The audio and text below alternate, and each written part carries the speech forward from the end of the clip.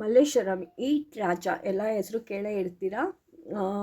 ಈ ಶಾಪ್ ಹೆಸರು. ಇದರಲ್ಲಿ ಹೋದಾಗ ನೀವು ಯಾವ ರೀತಿ ಜ್ಯೂಸ್ ಆದರೂ ತೊಗೋಬೋದು. ಮ್ಯಾಂಗೋ ಜ್ಯೂಸ್ ತೊಗೊಂಡ್ರೆ ಮ್ಯಾಂಗೋಲೇ ಜ್ಯೂಸ್ ಹಾಕ್ಕೊಡ್ತಾರೆ, ಇಲ್ಲ ಸೀಬೆಹಣ್ಣಿನ ಜ್ಯೂಸ್ ತೊಗೊಂಡ್ರೆ ಸೀಬೆಹಣ್ಣಲ್ಲೇ ಜ್ಯೂಸ್ ಹಾಕ್ಕೊಡ್ತಾರೆ, ನಾವು ಬಾಳೆಹಣ್ಣು ತೊಗೊಂಡ್ರೆ ಬಾಳೆಹಣ್ಣಲ್ಲೇ ಜ್ಯೂಸ್ ಹಾಕ್ಕೊಡ್ತಾರೆ. ಈ ಶಾಪಲ್ಲಿ ಫೆಷಲಿಟಿ ಅಂದರೆ ವಿಶೇಷ ಏನು ಅಂದರೆ ಇದೆ, ನಾವು ಯಾವ ಹಣ್ಣಿನ ಜ್ಯೂಸ್ ಹೇಳ್ತೀವೋ ಆ ಹಣ್ಣಿನ ಇದರಲ್ಲೇ ಹಾಕ್ಕೊಡ್ತಾರೆ ಈ ರೀತಿ. ಆದರೆ ಈ ಥರನೇ ಇದು ತುಂಬ ಫೇಮಸ್ ಅಲ್ಲಿ ಸೀಬೆಹಣ್ಣಿಂದು, ಆಯಿತಾ. 3 ಸತಿ ಅಂದರೆ ಫಸ್ಟ್ ಒಂದು ಸತಿ ಕೊಟ್ಟು ಮತ್ತು 2 ಸತಿ ಫಿಲ್ ಮಾಡ್ತಾರೆ. ಈ ಥರ 2 ಸತಿ ಫಿಲ್ ಮಾಡ್ಕೋಬೋದು. ಈ 75 ಏನೋ ತೊಗೊಳ್ತಾರೆ, ಆದರೆ ಸೂಪರಾಗಿರುತ್ತೆ.